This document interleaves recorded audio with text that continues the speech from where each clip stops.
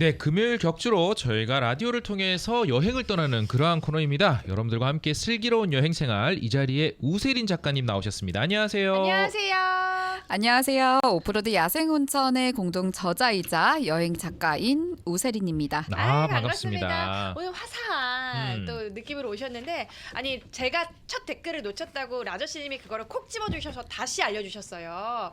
왜냐하면 저는 이걸 이해를 못해서 안 읽었는데 네. 시아님 제 거 첫 댓글 놓치셨냐면서 다시 설명을 해주셨는데 뭐냐면 첫 댓글이 개나리가 맘모스 꽃만 해요 이거였어요. 그래서 저는 무슨 뜻인지 몰라서 전 방송에서 뭐 그 내용인가 해서 안 읽었는데, 이한 씨 전 지금 못 찾고 있어요. 지금 막 찾고 있는데 여기 위에 댓글을. 개나리가 맘모스 꽃만 해요 첫 댓글 혹시 보이세요? 네네네네. 그게 이한 씨를 겨냥해서 하신 말이라서 나는 무슨 이 말인지 옷 색깔이 개나리가 네네. 흑꽃만 해요. 워낙 다부지신 그렇죠, 체격이시니까. 네네네. 그래서 이한님 흑곰이 아니라 프레시한 개나리의 방점이 있습니다. 칭찬입니다 하고 다시 달아주셔서 제가 좋습니다.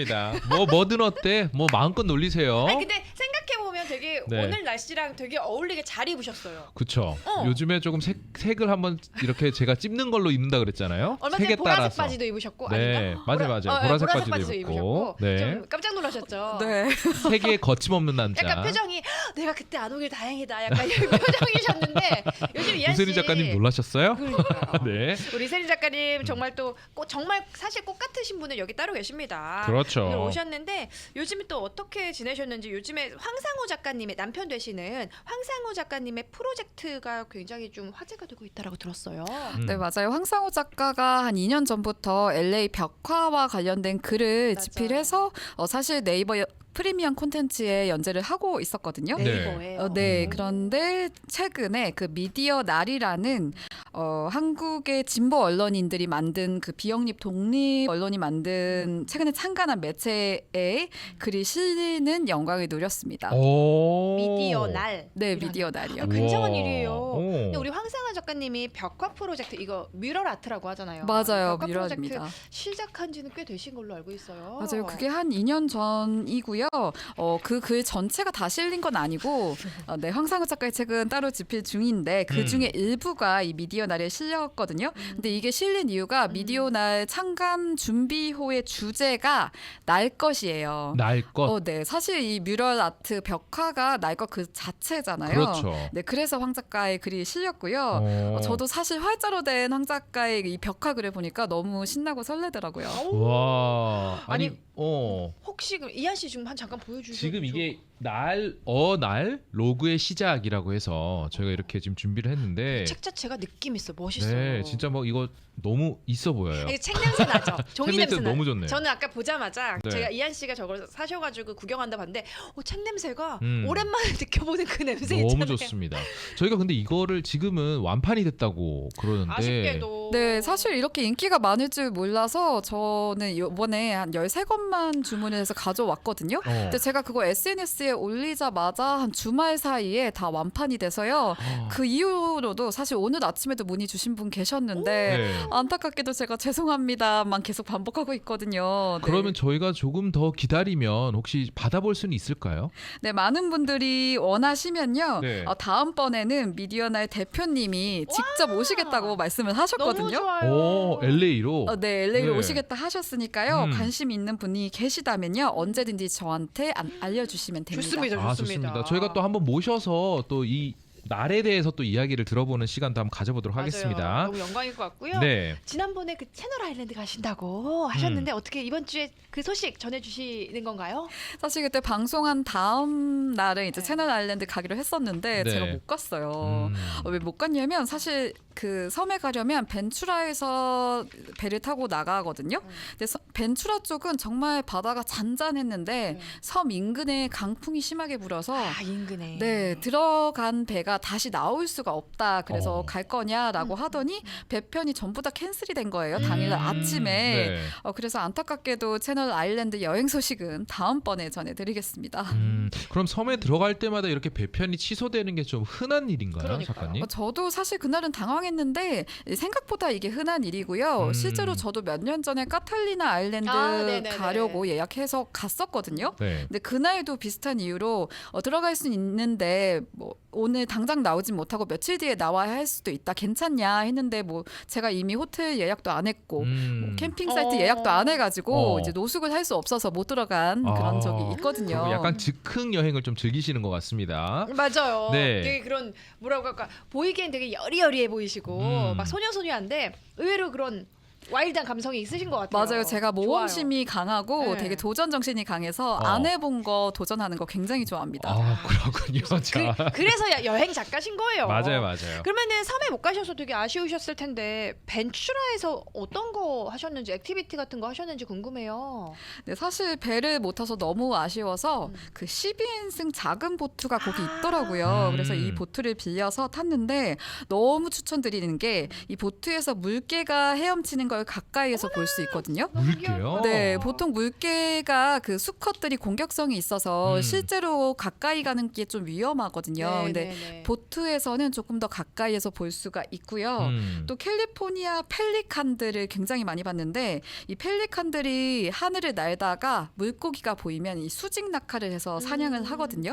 이 모습도 정말 1시간 동안 50번 넘게 본 것 같아요. 너무 재밌습니다. 수직 낙하하는 모습. 지금 라저씨님이 이하님은 이런 데 들어가면 배편이 끊기기를 바라는 그렇죠. 그런 이하님. 끊기면 좋죠. 네. 아직 싱검합니다. 네네네. 아니 근데 펠리칸 얘기를 하셨는데 이렇게 그럼 이렇게 수직 낙하를 해서 물고기를 먹고 다시 가는 거예요? 네, 맞아요. 정확하게 지금 말씀을 해주셨는데 그 일반적으로 펠리칸들은 부리가 굉장히 커서 보통은 날아다니는 것보다는 육지에서 이 부리를 이용해서 물을 스치듯이 지나면서 물고기 사냥을 하는데 오로지 이 캘리포니아 펠리칸만요. 하늘을 날다가 물고기를 발견하면 진짜 천천히 날다가요. 갑자기 전투기처럼 쏜살같이 수직 낙하하거든요. 근데 정말 그 속도에 와 저렇게 난다고 이런 말이 나올 만큼 빨리 사냥을 하는데 LA와 벤츄라 일대에서 볼 수 있는 대부분의 펠리칸들은 이 캘리포니아 펠리칸입니다. 실제로 한번 보고 싶으네요. 그러니까요. 근데 보트 빌리는 데는 좀 비싸진 않나요? 보트 가격이 생각보다 괜찮았어요. 이 한 대 빌리는데 1시간에 한 150불 정도였는데요. 이게 12인승이라서 n분의 1 하면 비싸지 않습니다. 괜찮네요. 네, 가격 괜찮아요. 그럼 모르는 사람이랑 같이 가도 돼요? 저는 제 일행만 데리고 갔는데 그렇구나. 12명 찰 때까지 우리 모아와요. 알뜰하게. 그러니까. 네네네. 혹시 그러면은 이제 오늘 본격적으로 소개해 주실 여행지는 어디일까요? 네, 그래서 오늘 소개해 드릴 곳은 굉장히 유명한 곳으로 준비했습니다. 네, 바로 후버댐인데요. 라스베가스에서 차로 30분 거리에 있고 LA에서 가면 5시간 거리에 있고요. 그 라스베이거스 밤 유흥에 지친 분들이 하루쯤 좀 색다른 거 해볼까 했을 때 가기도 좋은 곳이고 사실 여기가 또 그랜드 캐년에서 2시간 거리라서요. 저는 그랜드 캐년 가는 길에 이 후버댐 가곤 했습니다.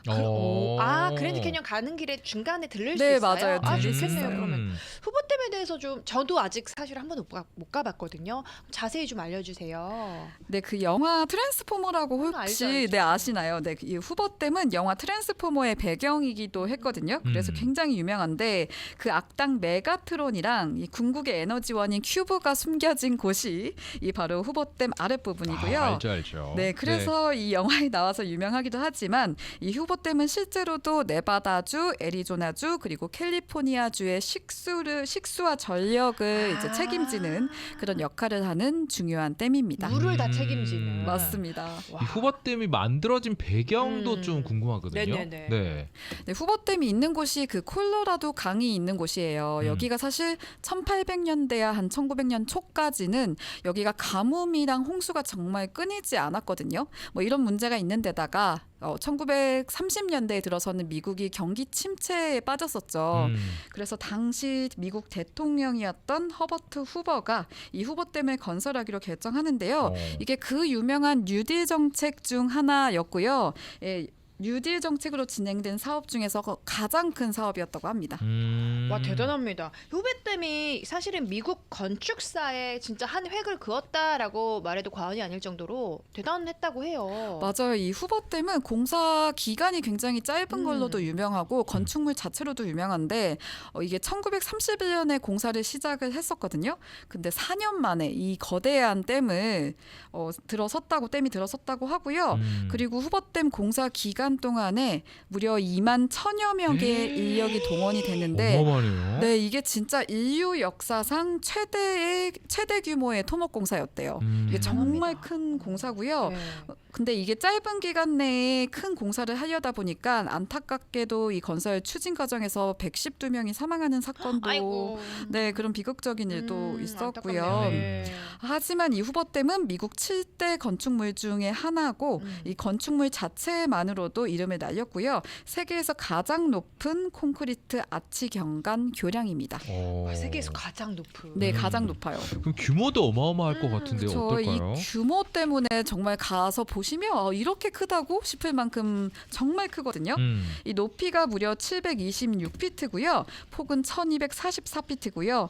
그리고 댐 상부 두께는 45피트, 하부는 무려 660피트에 달하는데 이 사용된 콘크리트의 양이 정말 어마어마해요. 이게 6천만 톤에 달한다라고 하는데 6천만 톤. 네, 맞아요. 근데 이게 감이 안 오죠. 이게 네. 얼마나 네. 많냐면 뉴욕에서 샌프란시스코까지 왕복 4차선 도로를 깔 수 있는 양의 콘크리트래요. 뉴욕에서 진짜 샌프란까지요? 많아요. 네, 그 양을 이 댐에만 넣은 겁니다. 와. 아니 사용된 콘크리트 양이 진짜 어마어마한데 그러면 이거 콘크리트를 굳히는 데만 해도 시간이 꽤 걸렸겠어요. 굳히는 거 중요하잖아요. 맞아요. 굳히는 네. 거 너무 중요하죠. 근데 사실 이 정도 양이면 보통 전문가들이 200년은 필요하다 말리는 데만 그렇게 말을 하거든요. 와. 근데 이걸 빨리 하려고 댐을 블록으로 나눠서 타설한 뒤에 그 사이에 냉각 파이프를 설치했대요. 그래서 그 사이로 이제 물을 흘려보내면 콘크리트가 좀 빨리 마르는 이런 기술이 있는데 그래서 200년 할 거를 4년 만에 4년 만에 단축했다고 합니다.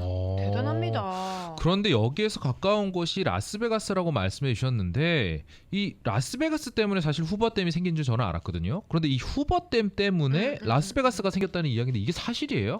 뭐 라스베가스가 그 전에 생기긴 했는데 그때까지만 해도 인구가 한 5천 명밖에 안 되는 작은 도시였어요. 근데 댐 건설을 하려고 하다 보니까 이제 사람들이 많이 몰리잖아요. 그렇죠. 정말 미 전역에서 일자리 필요하신 분들 다 후보댐으로 몰렸거든요. 근데 이게 사실 노동을 하면 몸이 너무 고되잖아요. 그래서 노동 끝나고 난 다음에 유흥을 당연히 즐기고 싶다 보니까 이걸 본 마피아들이 네. 나섭니다. 이 마피아들이 라스베가스에 카지노와 스트립쇼 극장을 지었거든요. 근데 그 덕에 당시 5천 명이었던 인구가 2만 5천 명까지 증가했다고 합니다. 5배가 증가했네요. 네, 맞아요. 역시 사람 마음은 다 똑같나 봐요. 일 끝나고 난 다음에 노세 젊어서 그렇죠. 노세. 네네. 후보댐이 들어서면서 그 라스베가스가 그러면은 원자력 도시가 됐다라는 얘기도 있어요. 그 사실인가요? 맞아요. 실제로 라스베가스는 댐에서 이제 만들어지는 풍부하고 저렴한 이 전력 덕분에요. 세계 최대 원자력 도시가 됐었거든요. 그래서 1950년대에는 이 라스베가스의 별칭이 원자력 도시기도 했었고요. 심지어는 라스베가스 상공인 협회에서는 원자력 미인 선발대회까지. 원자력 미인 선발 대회? 네, 맞아요. 사실 내가 이때 여기 살았으면 나가봤을 텐데 아쉽다. 원자력 미인. 네. 좀 말이 좀 그러네요. 어감 자체가. 한국으로 치자면 막 청양고추. 맞아요. 그러니까 청양고추 미녀 선발대회 막 이런 거 있잖아요. 네네네. 네, 좋습니다. 그렇습니다. 네. 네. 그렇다면 이렇게 또 그때 당시에 미인 선발 대회를 했으니까 그러한 또 상품들도 나타났을 것 같아요. 근데 이게 더 웃겨요. 원자력 미인 선발대회를 했잖아요. 비키니를 입은 모델이 원폭 실험장에서 발생하는 버섯 구름이랑 찍은 사진을 달력으로 만들어. 그러니까 상품화해서. 네, 상품화해서 지금 생각하면 너무 무섭잖아요. 그러니까요. 네. 그런데 그때 당시에는 했다고 하더라고요. 와, 참 약간- 잔인하기도 하다. 그죠? 네, 사람이 맞아요. 제일 잔인한 것 같아요. 맞아요. 네. 그때 당시 계셨으면 사셨을 것 같은데 그 달력. 아유, 그렇진 않을 것 같아요. 누가 미인과 원자력을 같이 보려고 할까요? 좀 이상할 것 같은데. 약간 진짜 섬뜩하기도 해요. 네네네. 근데 이 라스베가스가 그러면은 이 얘기가 나와서 말인데 원폭 실험 있잖아요. 네. 그 원폭 실험을 한때 주도했다라는 얘기도 있는데 이게 그냥 썰일 뿐인지 사실인지 그것도 궁금해요. 네, 사실입니다. 이게 사실 네바다주가 그 연방 정부의 지원금을 받기 위해서요. 이 핵폭탄 실험을 실제로 유치까지 했었거든요. 그래요? 와 이거 좀 와. 오. 근데 진짜 이 라스베가스에 그 호텔이 많잖아요. 이 호텔 업계가 이 원폭 실험을 정말 화려한 폭죽놀이처럼 되게 좋은 것인 마냥 광고를 하기도 했고요. 아이고. 근데 뭐 광고야 광고인데 문제는 이 호텔과 핵실험장이 불과 한 62마일 정도 안팎이었대요. 이 핵실험은 또 그 이후로 한 900건 정도 진행이 됐기 때문에 네, 지금 생각하면 너무 무서운 일이죠. 지금 온몸에 소름이 돋았어요. 이게 가능한 일인가라는 생각이 드는데 아니 그럼 그때 당시에 그 라스베가스를 찾았던 관광객들은 피복이 됐을 수도 있을 것 같은데요. 그러니까. 네, 맞아요. 당시 관광객들은 나중에 돼서야 이제 자신들이 피복되었다는 사실을 알아차렸고요. 근데 네. 이미 그땐 늦었죠. 다 암에 걸렸다는. 이거 진짜 와 위험. 이거 너무 심하다. 맞아, 실제로 기사 많이 났었어요. 이거 그래요? 찾아보면 네, 그때 당시에 그 진짜 주민들은 자신들도 모르게 그쵸. 이게 얼마나 억울할까. 발암 물질들을 막 이렇게 들이마시고 뭐 하면서 피폭되면서 아니 여러 가지 사연이 진짜 많은 후보댐이에요. 후보댐을 혹시 잘 볼 수 있는 그 유명한 다리 유명한 거 있잖아요. 그거 좀 알려주세요, 작가님. 네, 여기 후보댐을 이제 정면에서 잘 볼 수 있는 유명한 다리가 마이크 오 켈러헌 패틸먼 메모리얼 브릿지입니다. 이거 어렵다. 네, 어렵네요. 다시 한번 이름이 뭐죠? 마이크 오 캐터헌 패틸먼 메모리얼 브릿지. 어렵습니다. 좀 약간 어렵네요. 그럼 시안 씨 한번 해봐요. 시작. 마이크 오 켈러헌 패틸먼 메모리얼 브릿지. 독하다. 잘하네. 네. 이 브릿지가 왜요? 네, 이 다리는 후보댐을 이제 기념하는 상징적인 다리인데요. 네네. 그 이름이 길죠. 근데 이 이름이 네바다 주지사였던 마이크 오 켈런의 이름과요. 애리조나 주에서 미식 축구로 유명했던 패틸먼의 이름을 따서 붙였다고 합니다. 같이 붙여서. 근데 이 다리가 또 트랜스포머에도 나오죠. 네, 맞아요. 그 트랜스포머에도 여러 번 등장해서 유명해졌는데 그 범블비가 붙잡혀 갔다가 구출하는 장면에도 맞아요. 나오고요. 네. 이게 그거. 네, 그 다리고요. 그 범블비가 메가트론이랑 싸우는 장면에서 나왔습니다. 너무 유명합니다. 대단합니다. 유명하다 보면 우리가 또 빠질 수가 없는 게 사진, 인증샷인데 그러니까. 여기에서도 또 많이 네. 찍었을 것 같아요. 네, 사실 여기가 진짜 인증샷 스팟인데요. 근데 다리 높이가 아까 꽤 높다고 말씀드렸잖아요. 맞아요. 이 높이가 무려 1060피트 높이라서요. 실제로 가보시면 좀 꽤 높아서 고소공포증 있는 분들은 무서워하더라고요. 근데 사실 황상우 작가가 고소공포증이 있어서 이거 이야기하셔도 돼요? 괜찮을까요? 네, 괜찮아요. 네, 모를 거예요. 아니, 우리 네네네네. 남자들은 고소공포증 이한 씨 고소공포증 있죠? 너무 심하죠. 우리 남편도 진짜 우리 그래요? 남자들은 괜찮으시죠? 저는 너무 저도. 너무 네. 왜 남자들은 네. 고소공포증이 있을까요? 그러게요. 네, 모르겠네요. 대단합니다. 네. 아니 정말 진짜 그렇게 막 높은 곳에 좀 무서워하시는 분들은 여기를 굉장히 트라우마처럼 좀 무서워. 맞아요. 이게 다 끝까지 못 가는 경우가 많고 황상우 작가도 중간도 못 가서 집에 가고 싶다고 울어서 제가 돌아왔습니다. 저도 그래서 같이 못 갔어요. 막 울면서 막 그렇구나. 막 하신 거 아니죠? 또 거기다가 여기가 굉장히 바람이 많이 부는 데예요. 위험할 수도 있겠다. 안전까지는 모르겠는데 저는 괜찮았거든요. 근데 네네. 황상우 작가는 너무 그것 때문에 높이도 높은데 바람도 부니까 너무 겁먹어서 못 건너다. 뭐 영화 같은 데 보면 꼭 원수지 가는 사람들을 이런 데 데리고 가서 꼭 이런 데서 만나자고 한 다음에 팍 밀어버리잖아요. 진짜 언제적 이야기를 하세요. 정말로. 자, 근데 이 다리를 건너다 보면 시차도 발생한다는데 이게 무슨 일일까요? 네, 이 다리가 사실 아까 말씀드렸는데 그 네바다주와 애리조나주를 잇는 다리예요. 네, 그래서 이 다리를 건너다 보면 시차가 발생할 수도 있거든요. 실제로 이 후보댐이 네바다주와 애리조나주 경계에 있고요. 그래서 후보댐에 또 가면 시계가 큰 시계가 두 개가 있는데 한 시계는 네바다주 시간을 가리키고 또 다른 시계는 애리조나주 시간을 가리키거든요. 근데 애리조나주가 그 썸머타임 안 하는 지역이에요. 그렇구나. 아예 없어요? 네, 아예 없어요. 저 몰랐어요. 네, 오. 그래서 가시면 한 시간 차이가 나겠네. 네, 1시간 차이 납니다. 어머나 너무 신기하다. 그 후보댐을 혹시 나 투어를 하고 싶다 한다면 혹시 그런 프로그램도 있을까요? 네, 후보댐 투어할 수 있는 프로그램들 있고요. 그 외부와 내부 둘러볼 수 있는데 댐 내부와 발전소, 뭐 터널, 외경 전망대 등을 둘러볼 수 있는 프로그램은 약 1시간 코스고요. 성인 1인당 15불입니다. 그리고 후보댐 곳곳을 가이드와 함께 둘러보는 2시간 코스도 있는데 이거는 성인 1인당 30불입니다. 30분. 그럼 이 후보댐 인근에서 액티비티도 좀 알려주세요. 그러네요. 우와. 네. 네, 사실 저는 이것 때문에 후버댐 여행 꼭 가라라고 음. 말씀드리고 싶은데 여기가 후버댐 만들어지면서 이 콜로라도 호수 상부가요 인공 호수인 미드 호수가 생겼거든요. 여기도 사람들이 굉장히 많이 가는 곳이고 이 미드 호수와 콜로라도 호수 일대에서 이 곳곳에서 카약이나 패들보트 타는 분들 정말 많거든요.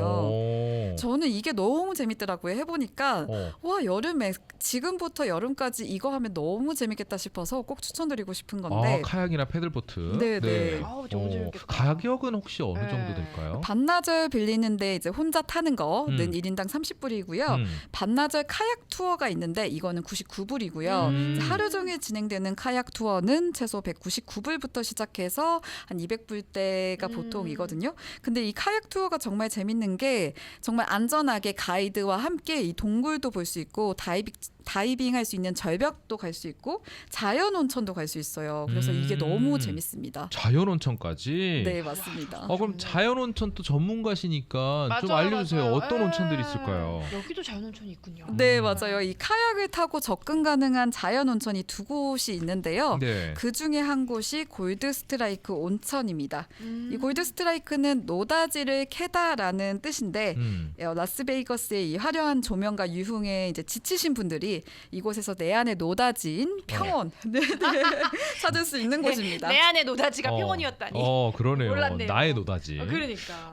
그래서 이 황상어 작가님도 좋아하시는 곳이 바로 이곳이라고요? 네, 맞아요. 저희가 사실 황상호 작가 제가 한 40여 곳의 자연 온천 탐방했잖아요. 네.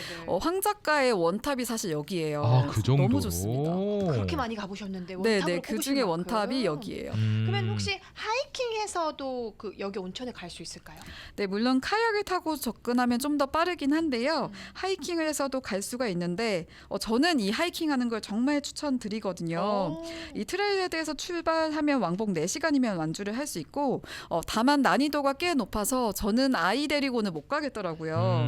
여기가 경사가 계속 있어서, 있는데 중간에 밧줄도 타야 돼요. 밧줄을 밧줄? 8개나 네, 타야 하고 이제 네. 밧줄 높이가 또 4m에서 6m 정도 꽤 높네요. 네, 꽤 높은데요. 제가 운동신경이 없는데도 불구하고 충분히 할 수 있을 정도다라고 말씀드릴 수 있어요. 그렇군요. 근데 또 자세한 사항은 책에도 나와 있다고 하는데 몇 페이지일까요? 네, 이 내용은 제일 중요한 오프로드 야생온천 책 313페이지에 나와 있습니다. 또 책이 있으신 분들은 한번 펼쳐보시면서 한번 또 직접 보시기 바라겠습니다. 좋습니다. 네. 오늘 또 이렇게 좋은 내용들 알려주셨는데 근데 여름에는 혹시 골든 스트라이크 온천 트레일헤드가 출입이 또 제한이 된다라고 들었어요. 네, 매년 다르긴 한데 여름철에 낮 기온이 여기가 훨씬 104도까지 오르거든요. 그럴 때는 이제 하이킹하다가 위험한 상황이 발생할 그렇죠. 수 있어서요. 네. 보통 한 5월 말쯤부터 9월까지 하이킹을 못할 때도 있어요. 너무 더운 해는요. 그럼 지금은 혹시 어떨까요? 온천 트레일 출입이 좀 가능할까요? 제가 웹사이트에서 확인했더니 아직까지는 하이킹 가능하고요. 네. 하지만 이제 온천에 가기 전에 이제 출입 가능 여부를 웹사이트에서 좀 확인하시고 가면 좋고 만약 여름에 여기를 꼭 가보고 싶다 하시는 분들은 카약으로 온천에 접근 가능할 거니까 카약으로. 네, 하이킹보다는 카약을 추천드립니다. 그런데 하이킹보다는. 우리가 진짜 조심해야 되는 이유가 이렇게 온천을 갔던 하이커가 열사병으로 사망한 사건이 있었다고 하는데 여기에 대해서 좀 알려주세요. 네네네. 네, 실제로 2003년 6월에 하이커 2명이요. 여기서 열사병으로 숨진 사건이 있었는데요. 당시 낮 최고 기온이 정말 더웠어요. 화씨 118도였고요. 그렇죠. 이분들이 알고 보니까 정말 안타까웠던 게 온천을 하고 돌아오던 길이었고 이제 도착 지점에서 1마일도 안 되는 지점이었대요. 그래서 더 안타까웠던 거의 다 사건이었습니다. 왔는데. 맞아요. 네. 아니 근데 희생자들한테서 약간 좀 특이한 증상이 있었다라고 들었어요. 근데 사실 이분들이 혼자 있었던 것도 아니고 그러니까. 지나가던 사람들이 발견을 했었대요. 네. 네, 그래서 물을 주려고 했는데 이분들이 물을 먹지는 않고 막 좀 괴성을 지르다가 빙글빙글 돌더니 갑자기 푹 쓰러져서 사망을 했대요. 이게 전형적인 열사병 증상이라고 합니다. 되게 무섭다. 아니 대단합니다. 아니 근데 작가님은 그러면은 골든 스트라이크 온천에 혹시 직접 가보신 거예요? 네, 가봤습니다. 이제 저는 카약도 너무 재밌는데 이 하이킹도 꼭 한 번쯤 추천을 꼭 드리는 게 이 하이킹 하는 내내 정말 협곡을 지나는데 협곡 색깔이 붉은색이에요. 그래서 진짜 마치 그 판타지 게임 속의 던전 아시죠? 알죠. 네. 이 던전에 들어가는 듯한 기분이 들고요. 이 높은 절벽 위에 동굴이 정말 수십 개가 계속 있거든요. 그 모습도 신기한데 이 단층도 정말 사선으로 베어낸 듯이 깎여 있고 또 암벽에도 직접 타는 게 정말 신비로운 모험 세계에 직접 하는 기분 그 기분이 들고요. 그러다가 한참 가다 보면 바닥을 타고 흐르는 온천수가 보이고 그곳이 바로 골드 스트라이크 온천입니다. 오, 그럼 이 온천 분위기도 좀 맞아요. 알려주세요. 네. 네, 가보시면 총 4개의 탕이 있는데요. 모든 탕이 항상 물에 차 있는 건 아니고요. 대부분 3번째 탕이나 4번째 탕은 물이 꽤 차 있는 편입니다. 가장 큰 탕인 4번째 탕은 실내 수영장 크기만 하고요. 온천 탕의 온도는 꽤 뜨거워서 열탕 정도로 생각하시면 됩니다. 열탕 정도.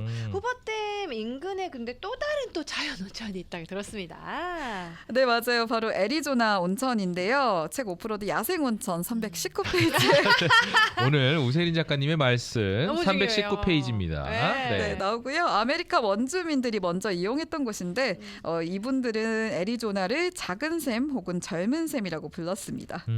작은 샘?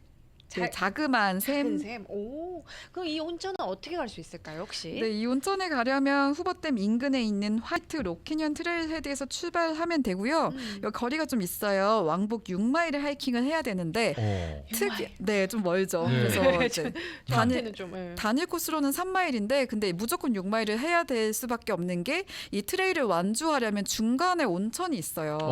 약간 미션처럼. 네, 그래서 이 온천을 지나가지 않고는 이 트레일을 완주할 수가 없어서요. 무조건 젖을 수밖에 없는 트레일입니다. 더 힘들 수도 있겠네요. 그러니까요. 혹시 그러면은 온천탕의 그 분위기도 좀 궁금합니다. 네, 온천탕의 크게 이제 3곳이 있는데 이제 상류, 중류, 하류가 있거든요. 네. 가장 높은 곳은 화씨 107도로 열탕이라고 보시면 되고 이 중간탕은 화씨 104도고요. 가장 낮은 탕은 화씨 91.4도로 미지근하거든요. 근데 진짜 여기가 너무 좋은 게 그 협곡 사이에 온천탕이 하나 있는데 이 온천탕에 앉아서 콜로라도 강이 보여요. 우와. 네, 그래서 뷰 맛집이네요. 뷰가 너무 좋고요. 협곡과 강을 동시에 즐길 수 있는 정말 어마어마한 분위기의 곳입니다. 와, 진짜 가보고 싶습니다. 후보댐 인근에 또 가볼 만한 곳이 있을까요? 네, 저는 이 도시를 정말 추천드리고 싶은데 후보댐에서 10분 거리고 라스베가스의 30분 거리에 있는 볼더시티라는 조용한 마을이 있는데요. 이른바 금욕도시로 기획된 마을입니다. 금욕도시요? 우리 시안 씨가 가셔야 될 도시인 것 같은데. 아니, 왜요? 뭐 어떻게 된 거예요? 왜요? 아까 전에 그 후보댐 건설하던 당시에 노동자분들이 자꾸 라스베가스 간다고 했잖아요. 그러니까. 근데 사실 라스베가스에 가서 유흥을 즐기면 뭐 밤새 놀다 보면 아침에 못 일어나서 공사 현장 못 나오시는 분들도 있고 그런 것 때문에. 네, 그런 것 때문에 이제 댐 건설에 자꾸 차질이 생기는 거죠. 그래서 정부가 보다 못해서 나섭니다. 우리가 이제 마을을 하나 여기 볼더시티라고 만들어줄 테니까 퇴근하고도 여기 있어라. 카지노 그만해라. 이렇게 해서 이제 노동자들의 퇴근 후 일상까지 통제하려고 만든 기획도시가 볼더시티입니다. 기획도시군요. 네, 맞습니다. 아니 그러면 분위기가 더 궁금해요. 약간 기숙사 같은 분위기가 좀 나오지 진짜 막 않을까. 도서관 같은 거 있고 막 그러니까요. 분위기가 어때요? 여기 저도 그 이 내용에 먼저 접하고 가서 되게 엄격한 도시지 않을까 했는데요. 실제로 가보시면 정말 조용하고 소박하고 느린 시골 마을이거든요. 그래서 되게 분위기도 좋고 무엇보다 좋은 게 식당의 물가가 라스베가스도 저희 이제 LA보다 저렴한데 거기보다 더 저렴해서 밥 먹을 때 너무 좋더라고요. 네. 가격이 착해서 너무 좋고 그러니까요. 마을 크기는 크지 않아서 이제 1시간이면 마을 전체를 돌아볼 수 있을 만큼 작고 소박한 마을이고요. 마을에서 이제 관광을 한다기보다는 그 인근에 아까 카약이나 하이킹, 암벽 등반 하려는 분들이 이곳에서 이제 하루쯤 머무른다고 합니다. 저도 그 후보댐이랑 자연온천 가면서 여기 한 2-3번 갔었어요. 여기에 숙박도 있을까요, 시술도? 네, 호텔이 하나 있고요. 사실 정말 작은 카지노가 있는 호텔도 있긴 있어요. 있긴 있군요. 네, 근데 카지노가 크진 않습니다. 네. 이게 그래도 있긴 있군요. 네, 있긴 있습니다. 이 볼더시티에 후보댐이랑 관련된 박물관도 좀 하나 있다라고 들었어요. 어디일까요? 네, 마을 한복판에 사실 볼더시티 후보댐 박물관이 있는데요. 사실 후보댐이 처음 세워졌을 때 이름이 후보댐이 아니라 아니라 볼더댐이었어요. 볼더댐. 네, 볼더댐이었다가 그 이후에 1947년에 사실 후보 대통령이 제안을 했던 거라서 후보댐으로 이제 개명을 했거든요. 그래서 후보댐 박물관이 이 볼더시티에 있는 거고요.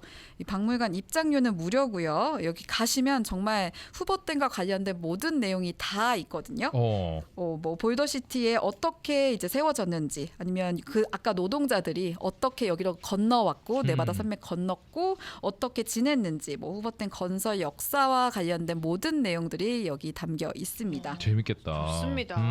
와 진짜 그러면 이것과 관련된 거 지금 후보댐과 관련된 거 아까 책 오프로드 야생온천에서도 확인해 보실 수 있다 했는데요. 오늘 후보댐 알려주셨으니까 혹시 여름에 제 주변에서도 메모리얼 데이나 그 인디펀던스 데이 그쯤에 라스베가스 쪽 여행 가시는 분들 되게 많이 계시더라고요. 한번 짜서 2박 3일, 3박 4일 코스로 해서 같이 다녀오시는 것도 좋을 것 같아요. 맞아요. 라스베가스가 또 여름철에 호텔 가격이 맞아요. 저렴하잖아요. 많이 가시더라고요. 네, 그래서 그때 한번 또 가시면 또 물에서 할 수 있는 액티비티 굉장히 많이 즐길 수 있어서 정말 추천드리는 장소입니다. 또 좋습니다. 오늘 금욕도시 볼더시티가 더 땡기는 이유는 뭘까요? 자, 하루 라스베가스에서 보내기 대 금욕도시에서 한 열흘 보내기. 하나, 둘, 셋. 두 분의 선택은 어떤 걸까요? 라스베가스. 라스베가스. 아, 그래요? 본인도 라스베가스잖아요. 저는 저 열흘 쉴 수 있으면 금욕도시도 괜찮을 것 같은데. 열흘 쉴 수 있으면. 네, 그렇지 않을까요? 그쵸? 쉬게 해준다고. 쉬게 해주는 거죠. 딱 하루 대 열흘. 근데 아무것도 없어. 아무것도 벌판이야. 벌판이 허수아비밖에 없어. 허수아비. 시골. 그러니까 이런 시골. 지금 여러 가지 먹을 거는 있고. 먹을 거니. 네, 당연히 먹을 가격도 저렴하고. 먹을 거 콩죽밖에 없어요. 콩죽밖에. 뭐라고? 가격도 저렴하고. 그렇죠. 가격도 네네. 저렴하고. 황상호 작가는 아무래도 이 금욕도시 이해하시- 좋아하실 것 네, 같은데. 황 작가는 무조건 금욕도시로 갈 그쵸. 거고요. 네네. 저한테 이끌려서 하루 정도 라스베가스에 가지 않을까. 너무 웃겨. 네, 좋습니다. 재밌습니다. 네. 오늘 너무 좋은 이야기 소개해 주셨는데 다음에는 또 어떤 이야기 소개해 주실지. 네, 재미있는 여행 이야기는 책 오프로드 야생온천에도 소개돼 있으니까 많은 관심과 책구입 부탁드리고요. 다음 이 시간에는 레이크 에로헤드 여행 소식과 함께 돌아오겠습니다. 좋습니다. 이거 케빈님이 이 소식도 알려주셨어요. 옛날에는 후보댐 위로 차가 통과를 할 수 있었대요. 근데 그 9.11 테러 이후로 다리를 새로 만든 거래요. 맞아요, 맞습니다. 그래서 이런 것도 알려줬고 아저씨님이 그 후보댐에 주 경계와 시계 변환 라인이 있는 거 맞냐고 오래돼서 기억이 가물가물하시다고. 맞아요. 거기 경계선에 이제 다리가 있잖아요. 네, 그래서 시계가 두 개가 있고 그 시계 하나가 애리조나주 시간 가리키고 다른 하나가 네바다주 시간을 가리킵니다. 그러면서 노다지 카약 아까 말씀하셨는데 거기서 사금 캐기도 가능하냐고. 노다지라는데 그냥 재미있게 말씀해 주신 거 깨시기 바라겠고요. 감사합니다. 네, 오늘도 함께해 주신 우리 슬기로운 여행생활 우리 우세린 작가님 함께 하셨습니다. 감사합니다. 감사합니다. 감사합니다.